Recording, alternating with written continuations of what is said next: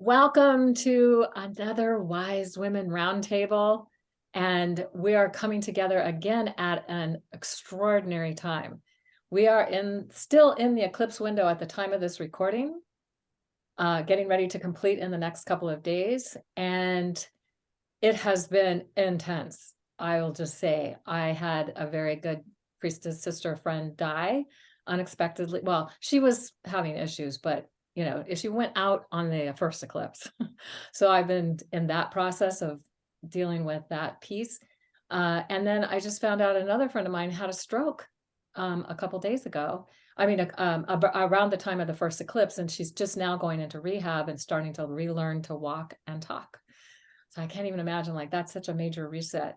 So those are intensity kinds of things that have happened, but then there's also opening to new possibilities and probabilities and those kinds of things that are happening within this cauldron of time as well. So on May 5th, Solar Beltane, when the sun reaches 15 degrees Taurus, and I know many cultures celebrate May 1st, May Day, whatever they see as that energy, but the actual cross quarter or the halfway point between the spring equinox and the June solstice, or the March equinox and the June solstice, because it's different seasons in the southern hemisphere, is when the sun reaches 15 degrees Taurus, and that happens usually on May 5th.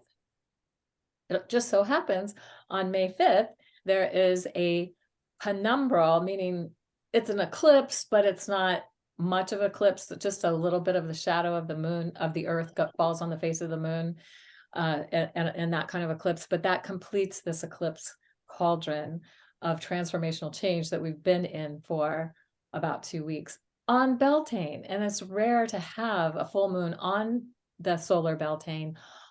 Also, to have it be an eclipse magnifies and intensifies the energy of this.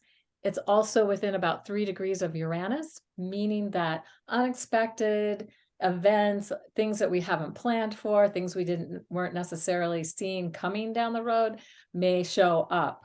And it's inviting us to really be open to seeing things in a new way, questioning what our reality is, because sometimes we get so locked into thinking it's a certain way, and then perhaps it's not really that way at all. And so Uranus gives us the opportunity to see that. And then on May 16th, Jupiter is moving into Taurus for the first time since 2011. The last time it moved into Taurus was in June 4th of 2011. And then before that, it was February 14th of 2000. What was interesting about the year 2000 was there was, in May, all the planets, it was May 4 and 5, actually, that this happened. All the planets, Sun, Moon, Venus, Mars, Mercury, Jupiter, and Saturn were all lined up in Taurus. And it was a major shift. People talked about it for years before it happened. It was a big deal. It was a big deal then. So here we are having this eclipse like 23 years later. And so what was seeded then? What's being activated and brought into fruition now at a full moon eclipse as we complete this eclipse window? And then Jupiter moves into Taurus again on May 16th. And it's going to be illuminating and expanding the mysteries, the Taurian mysteries, that have the most to do with how we connect to the earth, to nature, to beauty, to intimacy, to experiencing the pleasure of life. And that's something that I feel like in our cultural conditioning hasn't been really supported. We tend to be conditioned to work hard, to have to sacrifice in ways that aren't necessarily enjoyable or fun. There's a lot of challenges. And then also the standards of beauty have been conditioned as well. So what do we consider beautiful? Maybe it's a sunset. Maybe it's being out in nature on a beautiful day where the skies are blue and the wind is cool, and it's just an enjoyable experience. So it's, I think with Jupiter and Taurus, we're being given the opportunity to again focus our attention on how are we experiencing beauty and pleasure, and how are we sustaining pleasure for as long as possible without pain, because that's the Epicurean aspect, we could say, of the Taurian mysteries, is the Epicures knew how to really enjoy life, but they wouldn't take it past the point of pain. They just take it to that maximum pleasure, sustain it for as long as possible.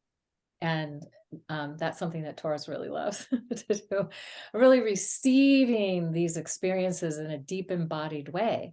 So something that we haven't really been supported in doing. And so how are we bringing our awareness to how we can do this? And we'll have a year to for Jupiter to continue to expand that for us.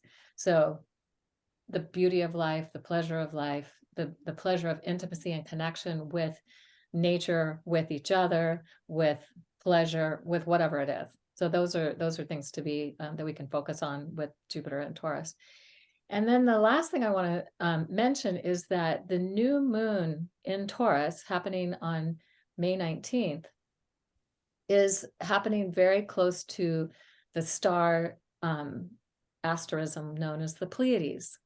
And the Pleiades are often considered a stargate. And by the Mayan culture, the Pleiades were considered, they called this asterism Za'ab, T-Z-A-B, Za'ab. And it meant the rattle of the snake. So they saw them like there's this little cluster of stars. They just saw it like as the rattle of the snake. And they built this pyramid in a place called Chichen. It's down in in a specific latitude that is called Kukulkan, which means serpent. And at the equinox, the sun lights the steps of the pyramid in a serpent shape, and there's a serpent's head at the bottom, and then the body of the snake gets lit up. Well, on the days of no shadows, when the sun is directly overhead, because they're at a latitude that doesn't really experience seasons in the same way we may experience them in other parts of the world, but there are solar zenith points. And on the solar zenith days, there are no shadows cast at noon. Everything, it's like if you put a stick in the ground or you stand straight, you will have no shadow. The pyramid has no shadow. They built zenith tubes that were like about this big around and went a few meters into the earth, into caves that were only lit on the days of no shadows. And so what's happening is it is like a 3-day window, 19, 20, 21 of May. Every year, currently we have this solar zenith. And that happens to be where the Pleiades are with the sun. And this year, the new moon means that the moon is with the Pleiades on the days of no shadows. So we have these three things lining up. And what the Mayans recognized was that this could only happen for a period of time. It moves 1 degree every 72 years. So about 144 years, we're in the midst of that now, that the sun and the Pleiades would line up on the days of no shadows, putting the rattle of the snake directly above the pyramid with the sun, opening the stargate, the Pleiadian stargate. And they thought this is a major recognition of the fact that there's a major age shift happening as a result, because it only can happen about every 26,000 years for about 144 years. It's like so big. It's like, wow. And so now the moon, the sun, and the Pleiades are going to be all lined up there on the days of no shadows. And that's really seems like this will be a significant new moon point. What are we seeding in terms of this next 26,000 years? What are we bringing into form? And if it's the Taurian mysteries, it's the garden of earthly delight. It's how we enjoy, how we experience pleasure, how we have pleasure as our greatest teacher. We learn from pain, yes, but it's been primarily, pain has been our primary teacher in more recent times. And so how do we shift it to bring in the aspect of pleasure as being a great teacher? At least that's the question I'm asking. So I'm very, very excited for these events that are taking place. And with that, I'm going to turn this over to Elizabeth so she can help us to even see this in a deeper way. Oh, thank you. I always like the groundedness of the the planets. Thank you very much. And I want to mention the 26,000 year point, because that popped out to me earlier. And it's because 26,000 years ago, there was a huge mass of matter and dust that was gobbled up by our big black hole that holds our galaxy together at the center, Sagittarius B. And it was so much matter that it ended up creating an explosion. And this explosion of light took 26,000 years to get to us. And it will arrive here within the next decade at the max, probably the next few years. So that also coincides. There's many gateways opening up. It seems like there's even gateways beyond this galaxy that are wide open. And if you're a universe gazer, you're going to notice that there's so many different types of light that seems to be coming in these days.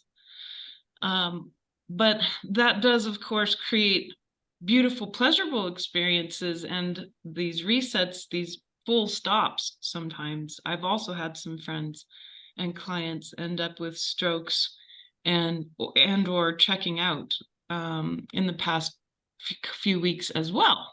So it all makes sense that these gateways are serving us in different ways. And I want to mention that as this light comes in, simultaneously, the galactic current sheet is on top of us.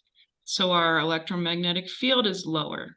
It's about 30% gone at the moment, which is why we're starting to literally measure new types of light and radiation come from the cosmos.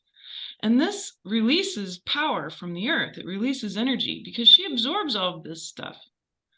And she changes, she evolves, she morphs, no different than our bodies and DNA do with these kinds of new light. And of course, we're all born of the ancestors who survived all of these different shifts. The last 12,000 years, there's been always a big, huge, usually magnetic shift, and the galactic current sheet comes around to open things up and bring new dimensions in. But this time's different because we have never had all of these things converge before. There isn't any galactic memory or wisdom to help us through this cutting edge time. It's us. We're it. And we're the ones who are going to reap the benefit of all this light if we're willing. But just like when you light up a big dark room, you start to see all the flaws more clearly. That's also part of this process. And you have to come in and be willing to energetically and psychically and physically clean stuff up and get it in order. So all of the tools of processing and meditation are really important to use right now as things pop up. But we're being asked to be more radical than that. And I think one of the ways that people can get radical and be willing to surf this change, this playing field that's wide open and there's literally nothing to build with because it's all dissolved into light. Now we have to start from the formless up to completely reshape our experience in all dimensions. But I think it's important in order to embrace that to do a couple of things. And one of them is to dissolve your identity. The personal self really has to go. You've got to place the personal self in the part of the library where it belongs and recognize its preciousness along with all of the other lifetimes that have informed you as a being of light to get to this point in time. And what we're being asked to do in the end is to go and dismantle, like Kaylin said, so many of the programs and ideas. And on the table now is our programming around pleasure and beauty. And of course, our relationship with pain as a polarity. And that's only going to be a part of it. We've got to go all the way past the foundation of the self. So I like to regularly do this. The first time I did it it felt really radical, but the outcomes are always so amazing. It's easier and easier to do it, but to really sit down and decide and understand what this identity is that you carry around and write it down. Make a page that's all about all the things you've achieved and all the different titles you have and all the different things that you could say about yourself. And use a doorway, use the magic of the doorway that resets the mind. Walk through a doorway. There's portals opening up all over the place. Now you have a lovely one in May to use. And you can't really go wrong these days because there's so many portals opening up. So pick a portal and walk through it and be willing to dissolve all of that. Burn your page, set it free in the river, bury it, whatever you want to do. Turn it into a paper airplane and toss it off a bridge. But be willing. Be willing to start at zero. And zero is really just your soul. It's from which you arose, the 0 point, the source field, so that you can really receive what's available and be willing to build something totally new. I'll give you an example of how I'm personally using this. I've been tasked by my own mystical teacher to, once again, and I've done it multiple times before, so I know the benefit of it, to literally set aside and completely be finished with my business as it has been for the past decade and erase it, take it down, be finished with seer and scientist, and let all of that go. And it can feel both like a graduation with honors, but it also like getting fired from your favorite job at the same time. And so it's always going to be mixed feelings because these things take a lot of effort to create. But I'll tell you, on the outside of it, immediately recognizing that there's something really special that's not so personal. It's not all about me on the other side of it, and kind of getting back into my lane with how I'm wired as a psychic, but also recognizing that what is going to be made available helps me to be in better service to consciousness than what I was doing before. So this is another part of our process here as we're being asked to make huge changes. And I look forward to seeing and experiencing all these different unique portals because they're very special and there's all this new stuff from the cosmos, but also arising from the earth, being made available, templates perhaps of consciousness, always sort of rising, something new every day. It's never boring once you're paying very close attention to the synchronicities of nature. And they speak to us very clearly and help us to understand how new everything really is. And so with that, I'll pass on to Nalini so we can get even deeper. Oh, is that what we're going to do? Okay. Yeah, well, I mean, that's probably true. It's interesting because I will freely admit that been there, done that on some of this. And so there's this more aspect that comes after all the shedding. And we all do it in our all various ways. And there's this little voice that's so done with the cycle of martyrdom, because that's where all that no pain, no gain crap comes from. And we were all born into it, and we came in for this shift. We came in to be birthed out of it, not to be born into it. And all of these planetary confluences are there to aid this. We're in these huge birthing tides right now. And there is more. And so there's this little thread in me, and please pardon this, that wants to just listen to all that and say, oh, what a load of crap, because it's from the old cycle. No anything intended, because yes, all of this is important, but there's this more that's showing up right now, which is what we're all talking about, actually, that like with Jupiter moving into Taurus, my picture of that is always Ferdinand sitting in the field with his nose in a buttercup, and just enjoying that communion with the natural world. And what's been coming through my little neck of the multiverse is these influences of these energies, where the last one had this jade quality and this new one has this amethyst quality. And since I'm an old lady now, but it showed up, it's mingling and it's merging going into this full moon penumbral eclipse, which is the edges of Earth's shadow, which is interesting because the moon's in Scorpio. And then coming into Beltane, which is complete renewal of life. It's interesting because as the sort of amethyst color comes into the jade color, what it looked like in meditation to me this morning was watermelon tourmaline in the mineral realm. And that hasn't shown up at all for these moon gems. And when I asked it, are you going to participate in that way? It was,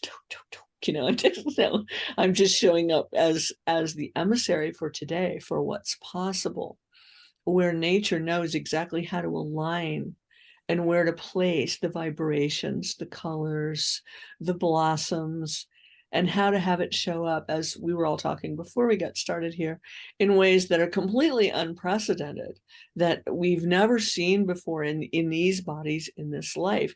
That's what we came in for. That's what we're here for. This is where the fun starts.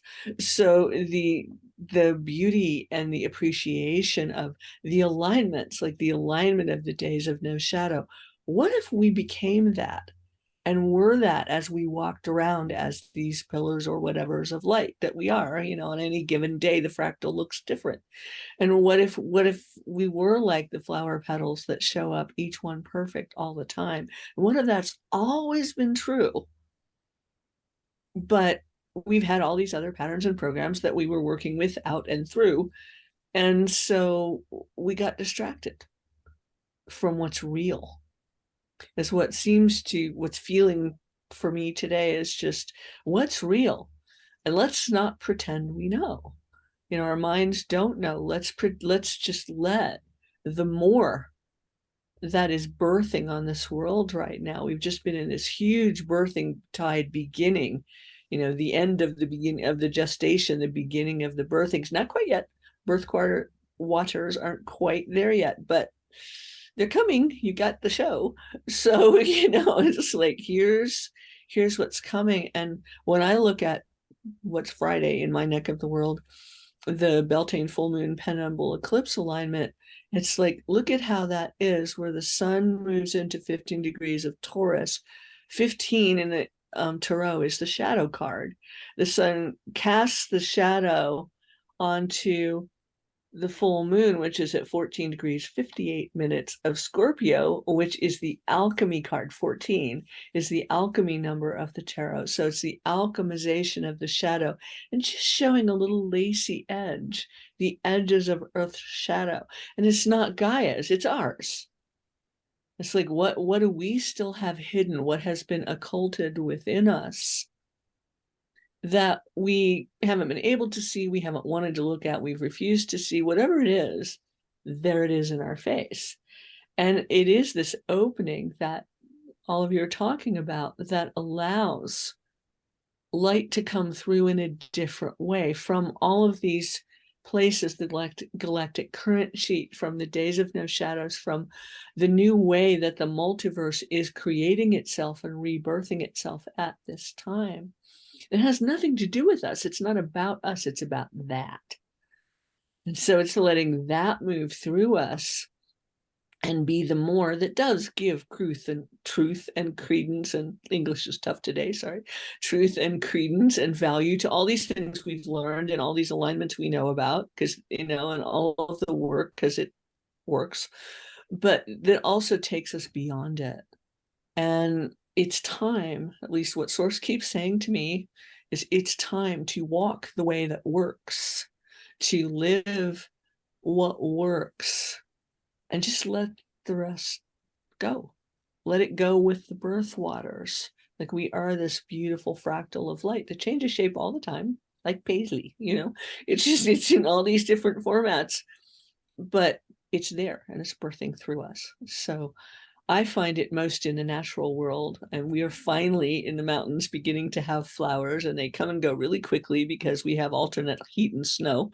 But I actually saw violets the other day, And they're one of my favorite little blooms, have been since I was a child. And they had come and gone in one day because the sun was so hot that afternoon. But again, this morning they're there.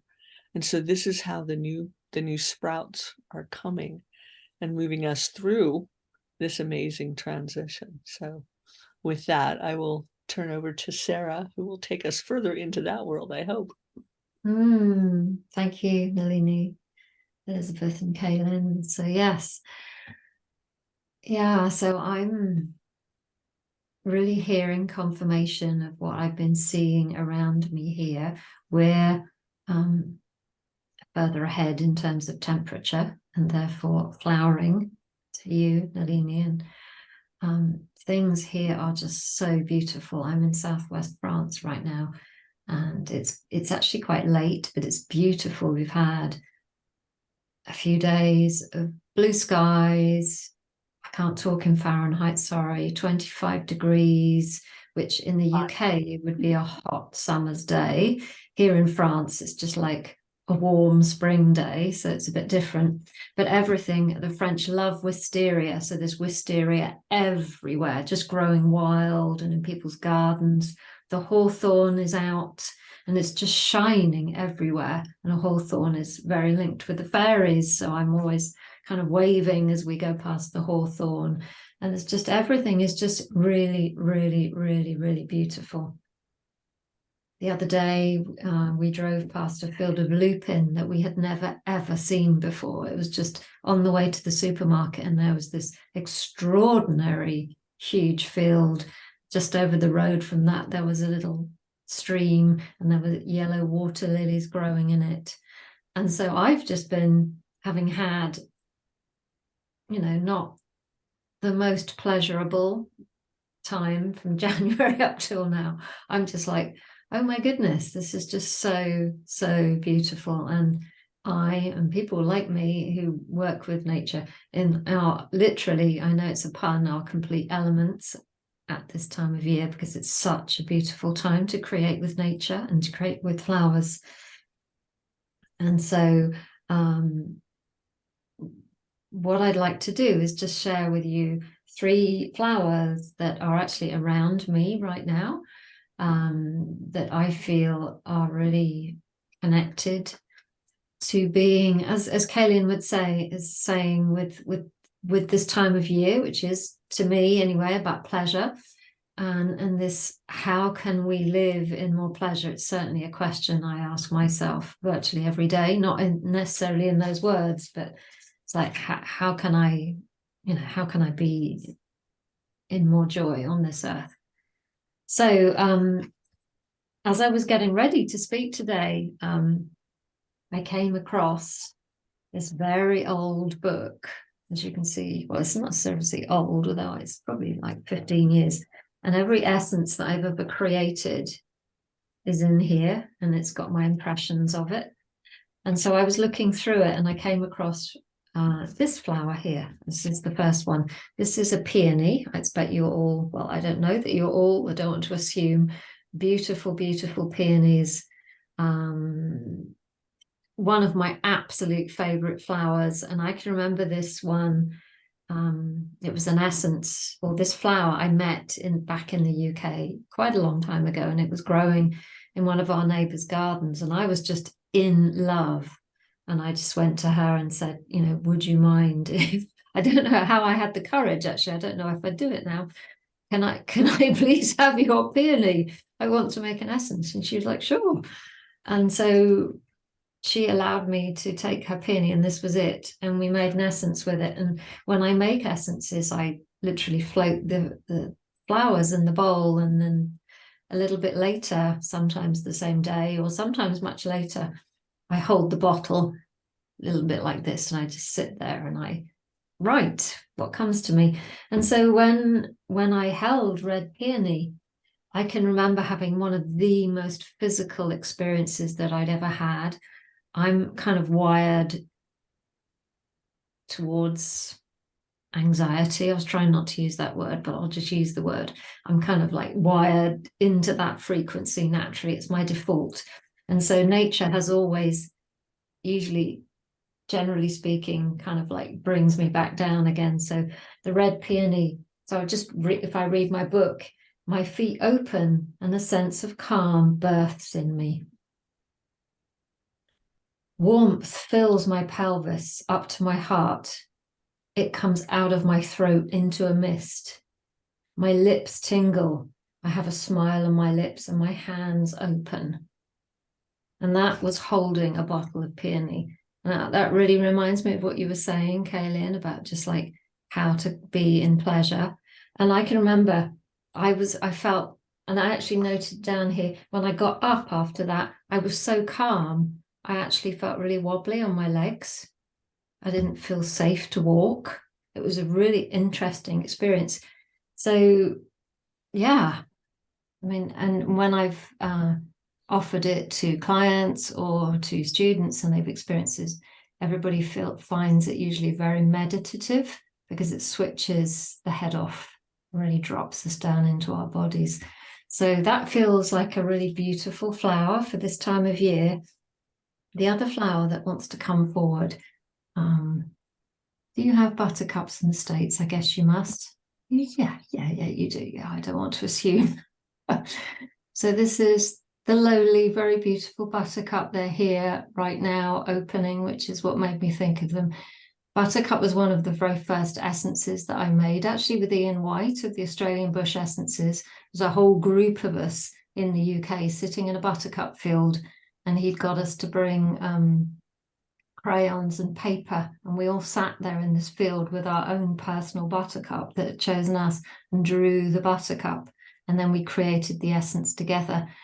But what I noticed about the buttercup, which I'd never noticed before, is how long she's got a really long stem, and they're really, really rooted. All we ever see is, well, all I had ever seen was the yellow flower, but actually the root is really down in the earth, and there's a whole plant underneath the flower. And so you have this beautiful cup, chalice, golden light, all of the things that we hold under our chins when we're younger to catch the light. But you've got this extraordinarily rooted, strong flower. And it reminded me of my experience of the peony, is that you have the flower that is really opens our heart and connects us to the outside world in all different ways. It's going to be for different people, but actually when we connect with them, they also really bring us down into the roots of our bodies and into the roots of what it means and what it feels like to live here on this earth.